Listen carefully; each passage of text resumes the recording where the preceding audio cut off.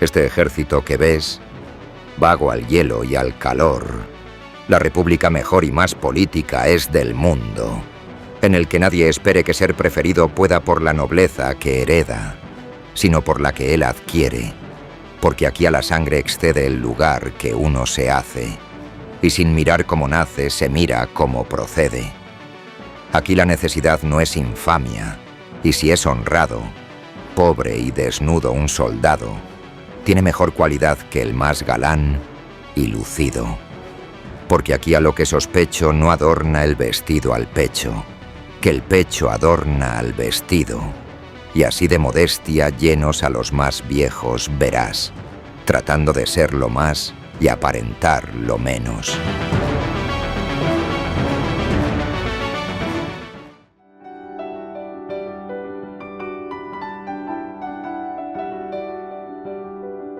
Bueno, complicado llegar hoy aquí, ¿eh? Con mucha agua. Mucha agua. ¿Vienes desde muy lejos? En Guadalajara. Guadalajara, sí, joder, muy lejos. Guadalajara. ¿Más café? De momento estoy bien, gracias. Pues yo desde la sierra y bueno, la nevada ha sido grande. Sí. Bueno, te ha permitido llegar aquí y estar juntos hoy. ¿Qué tal estás entonces? Bien, muy cómoda. Y la Fundación Círculo, porque estuvo aquí la otra vez Marisol Martínez Tirado. Sí. Y bueno, pues no sé qué tal, cómo vais con las fundaciones. Bueno. Cuéntanos un poquito de qué va lo que hacemos. Sí. Vamos a ver, la Fundación Círculo de Tecnologías para la Defensa y la Seguridad tiene ahora mismo 43 años. Primero nació como Círculo de Electrónica Militar y nace con un objetivo que es dotar a nuestras Fuerzas Armadas y luego Fuerzas y Cuerpos de Seguridad del Estado de soberanía tecnológica. ¿Vale? Es decir, a ver, o sea, la palabra es soberanía tecnológica. Sí, ese es el objetivo fundacional y que sigue hoy más vigente que nunca. Sí. Entonces, Marisol Martínez Tirado ha sido todo en la fundación, ha sido casi 30 años al frente como directora general, cuando además era un sector en el que había pocas mujeres, porque ahora ya todavía nos queda mucho terreno por conquistar, pero digamos que es mucho más reconocible y mucho más fácil ver a mujeres ingenieras en el sector de la defensa, de la seguridad. No es extraño. No es extraño, efectivamente. Hace falta más visibilidad, pero no es extraño. Pero hace 30 años no era tan fácil. Y bueno, yo la conocí hace 30 años y era todo hombres y alguna mujer. Eso es. Pero lo que me ha gustado es lo de la soberanía tecnológica. ¿Cómo andamos de soberanía tecnológica? ¿Tú puedes dar un apunte? ¿Cómo va España?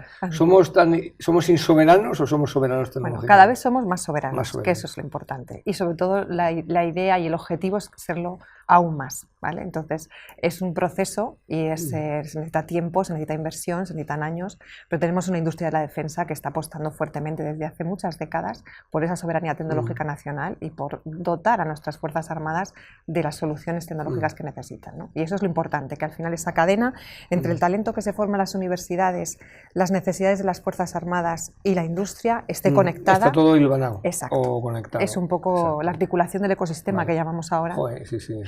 Ecosistema. Sí. Y entonces, ¿qué hace una periodista? Tú eres periodista, Yo soy ¿no? periodista. Sí, ¿Qué hace una periodista en la fundación? Porque tú no has caído ahí como un paracaidista, no. Tú vienes de estar has estado en conflictos, has estado, en fin. La vida es curiosa y la vida siempre tiene una manera de conectarte con todo lo que has hecho a lo largo de tu trayectoria profesional. Sí. Yo empecé, soy periodista de formación, como has dicho, empecé en la revista Tiempo, el semanario, bueno, que había Cambio, 16, Época, Tiempo, que es luego murió, exacto. Pero era un semanario, bueno, yo creo que muy solvente y muy profesional. Yo desde luego solo tengo buenas palabras y buen recuerdo para todos los profesionales que me han enseñado muchísimo. Y empecé haciendo información de defensa. Entonces, enseguida, bueno, pues me acogieron muy bien las Fuerzas Armadas, viajé con las tropas a muchos lugares de conflicto. Nunca fui corresponsal de guerra, esto siempre me gusta decirlo, porque creo que eso es un mérito y un valor que no me puedo otorgar. O sea, yo siempre he ido con las tropas españolas a los sitios lo que se llama empotrar, ¿no? Exacto, a las zonas de conflicto. Eso se puso en marcha en los años 90, cuando empezamos a salir fuera, que venían los periodistas aparte.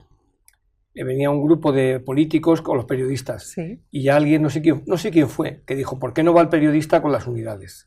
Entonces tú has ido con las y eso en el argot militar se llama empotrar. Al periodista le dan un uniforme, le ponen press, un brazalete y le dejan la cámara al operador y dicen que tenga suerte, que no te peguen. Eso es. Bueno, pero es diferente el corresponsal. Totalmente, por eso me gusta siempre aclararlo, porque es distinto. Yo creo que el corresponsal es otra pasta. Sí.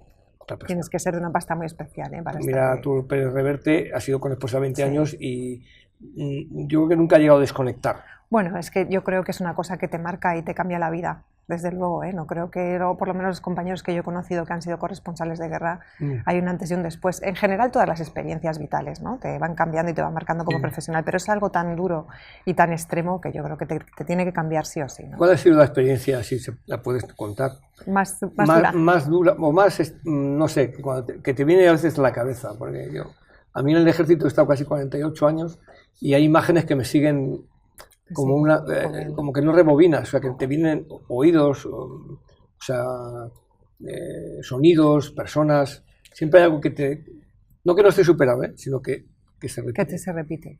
Bueno, yo creo que son muchas, no podría quedarme solo con una. Si hablamos de lo que son misiones, quizá Irak para mí fue la más dura. No dura por lo que, pero sí que era la extrema pobreza, ¿no? A donde estábamos, a un casar que fue donde nos llevaron y bueno, eso sí que, por ponerte un ejemplo, los niños del pueblo ni siquiera habían visto nunca una persona con el pelo de color rubio, ¿no? Y te tiraban para ver si es que era tu pelo de color natural. Sí, era mentira. Claro, era una peluca o qué pasaba, ¿no?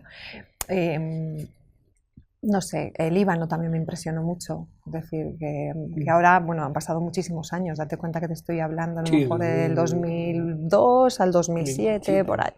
En esta época es la que yo estuve. Y luego, bueno, pues muchas cosas de las Fuerzas Armadas, pero situándolo en temas de conflicto, yo creo que Irak para mí sí que fue... Pues el tema que hemos elegido es periodistas y militares. O sea que tienes ahí... Y la película, bueno, estamos viendo aquí unas secuencias de leones por corderos, o leones y corderos. Sí. Una película, no sé qué te ha parecido, una película. Bueno, mira, la vi en su momento, yo creo que es una película, si no recuerdo mal, del año 2007. Sí. La vi en su momento, me gustó muchísimo, una de mis actrices favoritas es Meryl Streep y otra es Robert Redford, que bueno, no soy nada original. Robert Redford le gusta mucho a las mujeres y no le desagrada a los maridos. No había oído esto nunca. Pues eso lo di yo a un crítico de New York Times que decía, ha muerto hace poco, es un actor que gustaba muchísimo a las mujeres y no desagradaba a los maridos de esta, porque sabes que hay iconos que los maridos dicen, vaya, que no sé qué, guaperas, no sé qué. Bueno, yo creo que era una persona con mucho talento, aparte de que obviamente era una persona guapísima, ¿no? Pero era una persona con mucho talento, de hecho esta película la dirige él, o sea, no solo es actor, sino que dirige la película. Entonces yo creo que sabía mucho del oficio y tenía una visión que sabía trasladar al espectador, ¿no? Como es el caso. La he vuelto a revisitar ahora para esta entrevista y fíjate que me ha gustado casi más que la primera vez. Creo que es una película que ha envejecido bien. La película es como el vino. Bueno, alguna yo creo que... lleva más los años, pero hay como tres ejes ahí, ¿no? El congresista, la periodista y el profesor de universidad. O sea, si te fijas, hay mucha similitud con el círculo. Sí, mira, ayer también pensando en esto, para nosotros la universidad es una parte fundamental de la fundación, ¿no? Y aquí en la película se ve mucho cómo está no solo para formar en un sentido de carrera, de academia, sino también para formar mentalidades críticas, ¿no? Y para tratar de sacar lo mejor de los muchachos. Yo creo que eso en la universidad es lo que se inculca también, es decir, que no solo aprendas unas habilidades o unos conocimientos que te van a servir para tu vida, sino que además tengas esa capacidad crítica de plantearte las cosas y saber qué es lo que tú puedes aportar para cambiar el mundo, ¿no? A mí esa parte, quizá a lo mejor un poco más idealista de la universidad también me gusta mucho, está en el círculo, puesto que nosotros en las universidades... Tenéis una pata con la universidad. Totalmente. Las universidades, ¿no? De hecho, el Círculo de Electrónica Militar lo forman los catedráticos de Universidad de la Politécnica de Madrid, en aquel entonces ingenieros de telecomunicación con las Fuerzas Armadas y parte de la industria, porque un poco lo que trataban era que había tanta desconexión entre unos y otros, decían, no puede ser que estemos formando ingenieros que no vayan a este sector de la defensa y la seguridad, o que las Fuerzas Armadas no tengan este conocimiento tecnológico. Yo creo que es un proceso de evolución, ¿no? Los años 90 teníamos un ejército que era analógico y se empezó a convertir en digital. En medio estaba la tecnología que fluía, además es que no podías evitarlo, o sea, ibas a una operación y te daban un maletín que parecía el Tonetti de los payasos, y abrías y era un satélite, o sea, un terminal satélite, ¿no?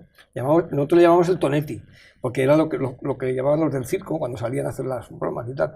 Pero eso que antes era una cosa como que llevabas como adaptado, ahora ya es una parte más de toda la digitalización. Entonces, claro, es una revolución que nos ha pillado el ejército. Y el círculo, la universidad, las empresas, la industria de defensa también. Antes no existían, creo que hay 180, 190 industrias de defensa, empresas dedicadas a la defensa. Eso antes era impensable. O sea, desde vestuario hasta los saberes del soldado, hasta el equipo, hasta el material o las empresas tractoras. Luego, yo creo que hemos tenido la suerte de ver cambiar la sociedad, ¿no? Y el ejército no es ninguna cosa distinta. Yo tengo dudas con lo de la universidad, y voy a decir por qué. Porque yo creo que la universidad, yo conozco muchos chavales que dicen, me voy a hacer un spin-out, me voy a hacer una empresa aparte, y eso yo creo que el talento se va ahí, a esos desarrollos que luego montan esas pequeñas empresas, que luego son las que utilizan las grandes empresas para decir, esto que tengo que hacer me lo ha hecho este. No sé si Sí, bueno, te puedo poner un ejemplo, que es la empresa, por ejemplo, Arquimia, que es un spin-off de la Carlos III, por ponerte solo un ejemplo, pero hay muchas otras, es decir, claro, o sea, al final son muy necesarias, y aparte yo creo que la I+D+I en una empresa grande tiene los recursos para apostar por la I+D+I, pero es más difícil. Tiempo.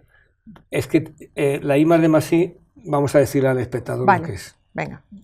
Por la sigla, pero díselo tú. Investigación, desarrollo e innovación. Exacto. Investigación, desarrollo e innovación. Eso es. Entonces, bueno, en una empresa pequeña o en una startup o en una persona que acaba de salir de la universidad fresca tiene todavía esa valentía y ese atrevimiento por apostar por cosas nuevas. Eso en una organización muy estructurada es más complicado. Entonces se necesitan unas a otras, pero porque la organización grande tiene los recursos humanos y financieros para desarrollar. Pero el talento está del otro lado. Claro, bueno, o la creatividad. La creatividad y la valentía, si quieres. Y pensar fuera de la caja, que se dice mucho, ¿no? Pensar fuera de la caja. Vamos a pensar fuera de la caja, es decir, que no... Soberanía tecnológica, de hecho, y pensar fuera de la caja. Eso es. Bueno, bien. Y lo del periodismo y la defensa, a ver porque es el tema de... Es el tema de la película. Claro, porque la defensa siempre es algo muy oculto, el periodista hay veces que es muy afín, hay veces que es menos afín.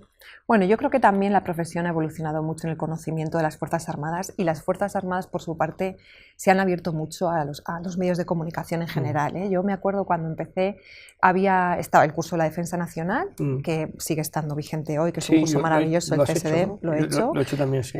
Yo creo que fue un gran acierto que los periodistas pudieran acceder a ese curso, porque te cambia la visión, porque conoces las Fuerzas Armadas desde dentro.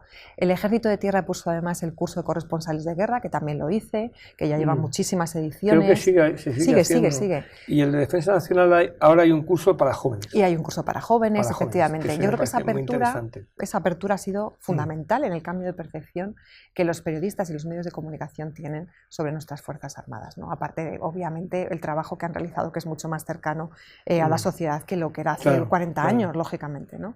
Por circunstancias políticas, democráticas, etcétera, ¿no? Entonces, yo creo que ha cambiado mucho, tanto las Fuerzas Armadas como los medios de comunicación. La sociedad. La sociedad. ¿Y dónde crees tú que vamos a llegar? ¿En qué sentido?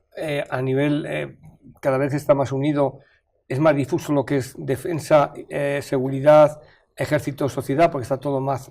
Es que somos parte de lo mismo. Claro. ¿No? ¿Dónde vamos a llegar? ¿A un automatismo de todo este sistema? ¿A un nuevo orden mundial que estamos ya viendo cómo se está gestionando? ¿Vamos a ser un país que tengamos tecnología para ser autónomos, exceptuando el tema nuclear, que no por decisión no la va a haber? ¿O vamos a ser un país metido como estamos ahora mismo en la OTAN, y somos un país que estamos ahí con nuestras capacidades que son muy valoradas, incluso nos piden que metamos más? Yo creo que estamos en tiempos muy convulsos y de mucho cambio, y estamos en un contexto que es difícil predecir hacia lo que vamos, ¿no? Creo, el otro día, no es una frase mía, es una frase de un catedrático, y le oí decir una cosa que me llamó mucho la atención, es decir, Trump nos está dando una oportunidad. A los europeos se refería, se refería a los europeos y a los países europeos de reaccionar y de por fin entender que lo que garantiza nuestra defensa y nuestra seguridad son las Fuerzas Armadas y la defensa. Es decir, no podemos pensar que podemos vivir en una sociedad en democracia sin tener garantizada nuestra defensa y nuestra seguridad. Claro. Y esto, que como gracias hemos tenido la suerte de vivir en paz durante tantos años y vivir dentro de una Unión Europea, que es una institución creada para la paz, se nos olvida y parece que está aparte, pero hay mucha gente que está trabajando para que nosotros podamos vivir así. Yo creo que es un momento de ponerlo en valor, en su justa medida, con cabeza, con planificación. No sé, pero arriesgarme a decir, y creo que nadie puede predecirlo, hacia dónde vamos a derivar y lo que va a pasar de aquí a unos años, ¿no? Está claro que la inversión que está haciendo la Unión Europea en defensa va a ir aumentando, pues por el contexto geopolítico que tenemos. Y se están buscando nuevos mercados, la India es uno de ellos. Eso es. Y llegará un momento en que efectivamente, de alguna manera, pienso yo, se redimensione nuevamente el ecosistema que decís, ¿no? Eso es. Y la tecnología pues juega su baza importantísima, claro. Si la tenemos, pues seremos punteros. Si no la tenemos, pues estaremos ahí. Fíjate, para mí la tecnología ahora mismo, se habla mucho de los datos, tal, es el oro del siglo XXI, la tecnología. Sí. No los datos, no la inteligencia artificial. Me lo voy a apuntar, lo del oro del siglo XXI. Sí. Yo creo que quien tenga la mejor tecnología, la tecnología más puntera, al final es quien va a tener el poder de disuasión. Y eso es un arma, ese es el mejor arma que podemos tener, el poder de disuasión. ¿Vale? Sin tenerla que utilizar. Ese es el mejor arma que podemos tener. Para eso estamos trabajando. Es decir, al final... Y el círculo, por ejemplo, aunque ahora hablamos de la película, tú en el círculo, ¿cuál es tu día a día? Bueno, a ver, venga, si se puede saber. Claro, por supuesto si que sí. Saber. Nosotros lo que intentamos es, suena muy pomposo lo de articular el ecosistema, pero en el fondo es un poco lo ha comentado aquí en algún programa anteriormente, gente, lo del ecosistema. A ver, nosotros intentamos hacer como unas 20 actividades al año, que actividades pueden ser de todo tipo, pueden ser jornadas pues, sobre cuántica, sobre inteligencia artificial aplicada a la defensa, foros de qué tipo de ayudas hay para las empresas, tecnologías duales aplicadas a defensa y seguridad, en fin, un sinfín siempre con el centro en la tecnología, y lo que tratamos es de, por un lado, que las Fuerzas Armadas y Fuerzas y Cuerpos de Seguridad del Estado digan qué necesidades tecnológicas tienen, qué retos están afrontando, cuáles son sus problemas, y que por otro lado, tanto las universidades como las empresas, las industrias, den respuesta y digan en qué están trabajando y además obtengan esa información que muchas veces es muy difícil trabajar a largo plazo porque la tecnología no se desarrolla un día para otro. Hay que trabajar a un ser muy cortoplacista. Exacto, ¿no? exacto. Entonces, bueno, eso es un poco lo que hacemos en las jornadas, pero también tenemos una actividad es la creación de jornadas, eventos, foros. Para poner, a ver si lo he entendido bien, para poner los que tienen las necesidades, que digan qué requerimientos tienen, y los que tienen la creación de cosas para que puedan decir, yo eso que tú quieres que se haga, yo lo puedo hacer en 6 meses o en una... O lo desarrollo porque no se me había ocurrido en mi empresa, no se me había ocurrido, pero voy a coger lo que tú necesitas y lo voy a intentar hacer. Eso es. Poner de acuerdo a dos. Poner de acuerdo, eso es. Eso son las jornadas. Eso son jornadas, foros, en fin, de distinto tipo de eventos. Y de ahí salen hebras para líneas de acción. Hay mucho networking, sobre todo, mucho conocimiento mutuo, que a veces es difícil, pero date cuenta que al final en las jornadas de círculo estamos entre 200, 300 personas y eso es difícil. Entonces, bueno, cuantas más oportunidades tengas y cuantas más oportunidades de conocimiento y de networking tengan, es mucho mejor para todos, ¿no? Eso por un lado. Luego tenemos un think tank de prospectiva tecnológica, que está un grupo de trabajos, tienes razón. Además hay mucho anglicismo que es horrible. Vamos a poner españolismo. Grupos de trabajo bueno, es un grupo de trabajo en realidad. Un grupo de trabajo que se dedican a de pensamiento, grupos de trabajo y pensamiento que se dedican a analizar cuáles son las tecnologías que tenemos, cuáles son las que necesitamos y los TRLs en los que estamos, y incluso los TRLs que son como la madurez tecnológica, ¿vale? De cada una de esas tecnologías. Las hojas de los árboles. Eso es, ¿no? Eso es. Y hacia dónde tenemos que tener, pues eso, si somos capaces de alcanzar una madurez tecnológica en el 25, en el 30, en el 35, es decir, cuánto vamos a tardar en alcanzar esa madurez tecnológica. Eso es otro de los efectos, hacemos informes, libros en los que trabaja el Círculo de Tecnología. Documentáis lo que habéis hecho en foros. Sí, y lo publicamos, muchas veces para el Ministerio de Defensa, otras veces es abierto. O sea que más o menos la actividad vuestra es buscar nichos de necesidades, requerimientos. Sí. Buscar foros. Y luego conectar personas. Para nosotros personas. Sí, o sea, para nosotros el círculo tiene una cosa que es muy significativa, que es público-privado. Quiere decir que al final estamos en un 60% de instituciones públicas, 40% privados, dependiendo del año, pero hay 4 ministerios con sus organismos de I+D+I. 4 ministerios que son el de Defensa, Interior, Ciencia, Innovación, Universidades y Transformación Digital. Y también mucha relación con industria por la parte de las empresas, ¿no? Pero luego también están toda la cadena de organismos de ciencia y tecnología, ¿vale? O sea, está el CDTI, está el ICES, está el CSIC, todos los organismos científico-tecnológicos públicos están en el círculo. Y ahora están entrando también las comunidades autónomas precisamente por todo lo que está generando. ¿Afecta mucho la distribución política porque por comunidades, Estado central, o directamente no? O sea, trabajáis a nivel nacional. Eso es. O sea, no quiere decir que no hay lo que antes se decían grupos o clústeres de comunidades autónomas. Nosotros en el círculo el requisito para estar es que tú hagas tecnología de defensa y seguridad o ciencia ciencia y tecnología ciencia y tecnología de defensa y seguridad, para definirlo de la mejor manera, ¿no? Si es un organismo de Murcia, me da igual de Cataluña, de hecho tenemos en prácticamente casi todas las comunidades autónomas, puedes estar en el círculo. Lo mismo con el tema de las empresas. Ahora también están las startups metiéndose muchas en el círculo porque, bueno, al final tenemos una efervescencia del sector, pues insisto, lamentablemente por el contexto que tenemos, pero... Silvia, ¿tú crees que en España hay talento? Mucho. Mucho talento. Esa es la respuesta que yo creo. Sí. Hay mucho talento. Mucho. Y tenemos que ser capaces de retenerlo y de generar más. ¿El talento que tenemos está aprovechado? Bueno, probablemente siempre se puede aprovechar más. Yo creo que hay mucho talento aprovechado. Muy diplomática, sí, muy diplomática. Probablemente yo creo que podemos hacer más. Date cuenta que también venimos de un sector que ha tenido muy pocos recursos. O sea, el recurso de las empresas de defensa ha sido pequeño, es decir, muy limitado, con presupuestos muy bajos, no solo estables, sino que muchas veces han disminuido. Hay retrocesos. Eso es. Y entonces eso ha hecho que el talento, al final el talento se mueve también por un tema económico. Entonces, si tú no eres capaz de pagar más, pues te puedes ir fuera. Eso está cambiando. ¿Vale? Y yo creo que también las Fuerzas Armadas ofrecen otro tipo de valores, ¿vale? Y eso también yo creo que para las nuevas generaciones empieza a cambiar. Hasta ahora el factor económico había sido el fundamental, pero ahora ya no solo. ¿Los valores son tan importantes para la gente? No sé si... me gustaría pensar que sí. ¿Quieres pensar que sí?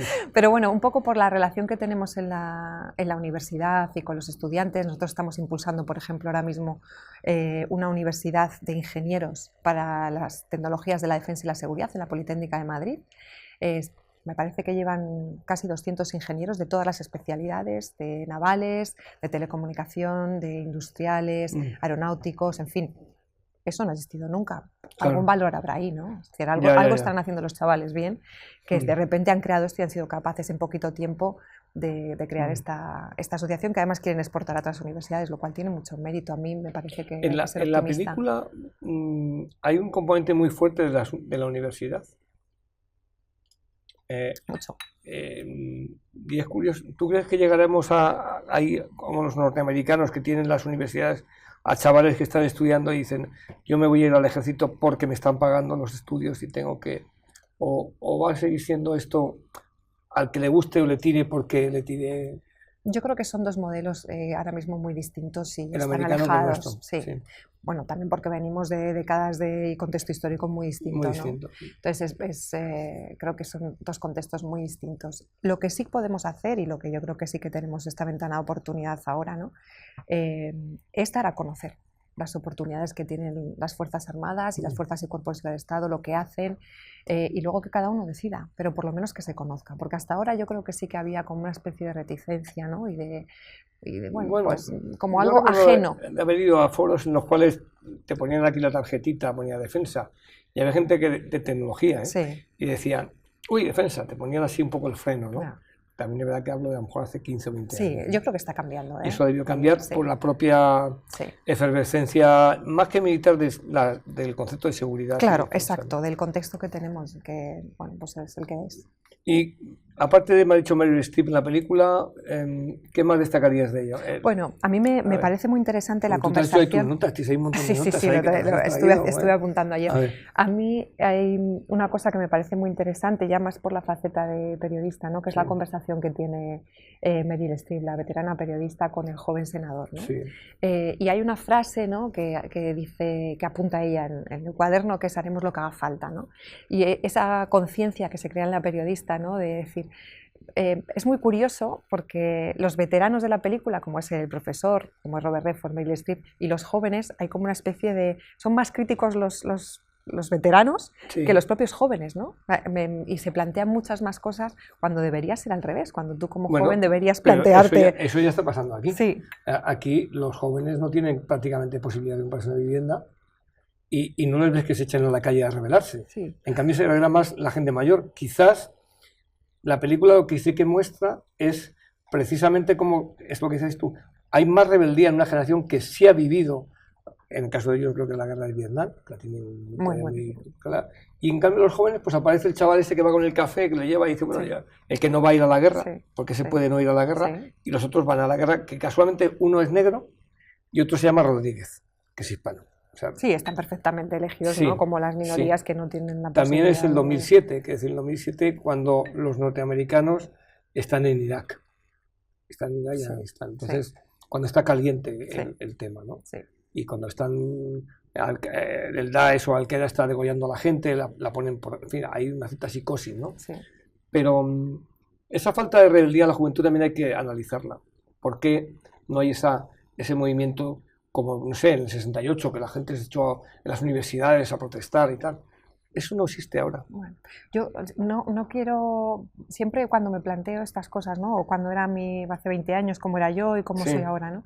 Yo creo que al final, cuando cumples años, siempre tiendes a ser más conservador, pero también más crítico, porque tienes, entre comillas, esa comodidad de Tiene más referencias. Claro. Creo que es fácil juzgar a las generaciones de ahora con el espejo retrovisor. Es decir, hay que esperar un poco, ¿sabes? Y ver qué pasa. No lo tienen fácil tampoco, es decir... No, lo tienen complicadísimo. Eso es. Lo tienen complicadísimo porque además, en muchos aspectos, son rehenes. Son rehenes de la tecnología. Son rehenes del móvil, son rehenes de la falta de concentración y son rehenes de la inmediatez. Les ha tocado vivir una generación mucho cambio. Inmediato. Lo quiero ya, esto ya. Y claro, en la generación nuestra a lo mejor no todo era tan inmediato. No. Tenías que purgar, como digo yo, tenías que ir por una...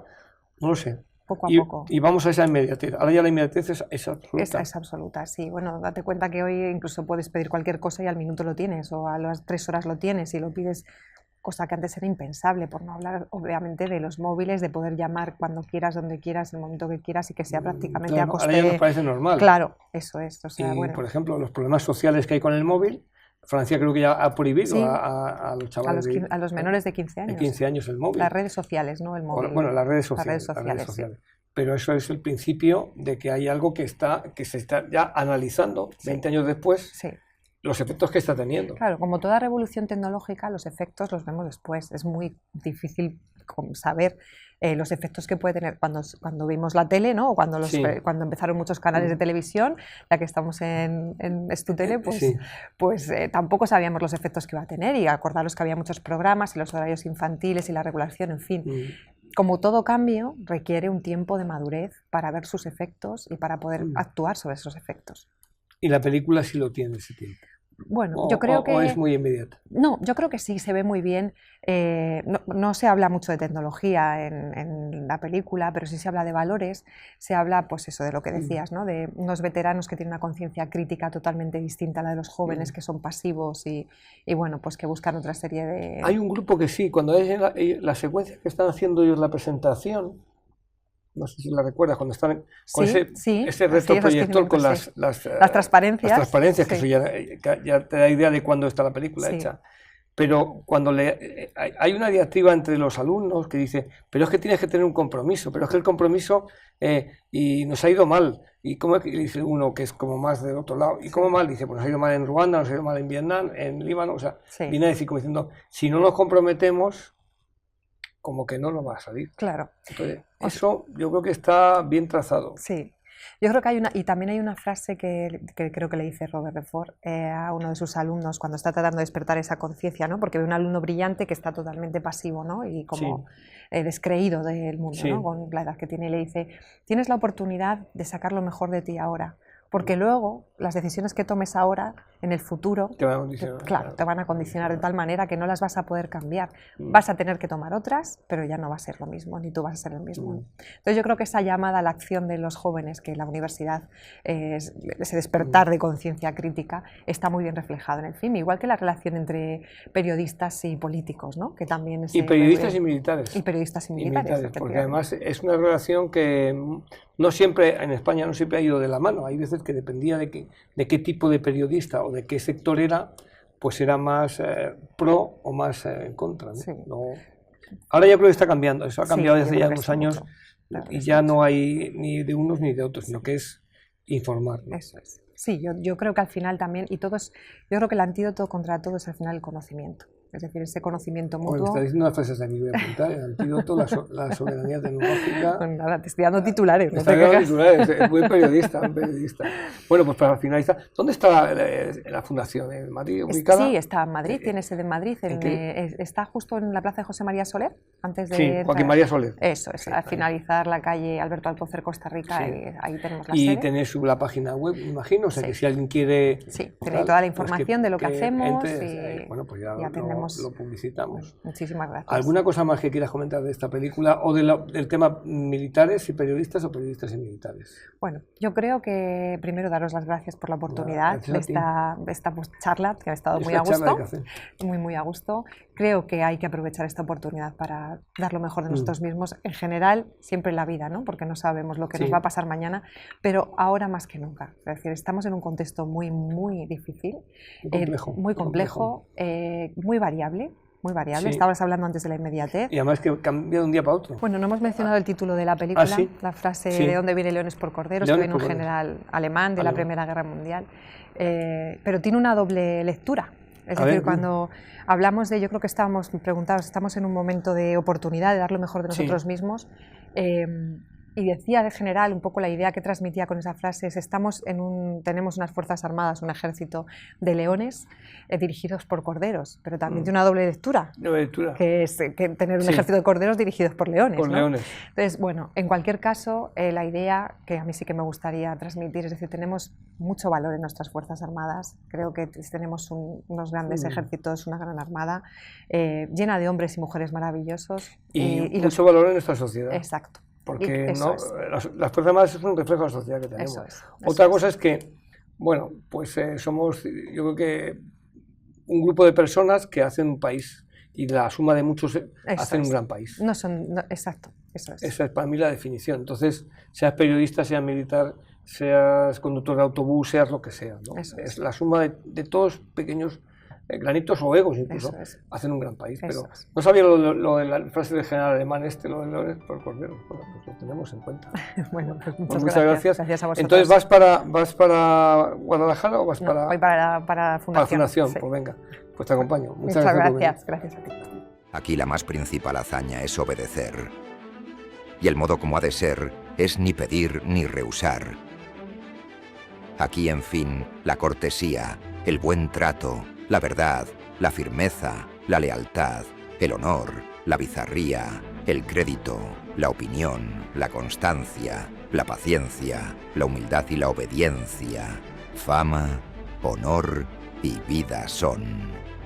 Caudal de pobres soldados que en buena o mala fortuna, la milicia no es más que una religión de hombres honrados.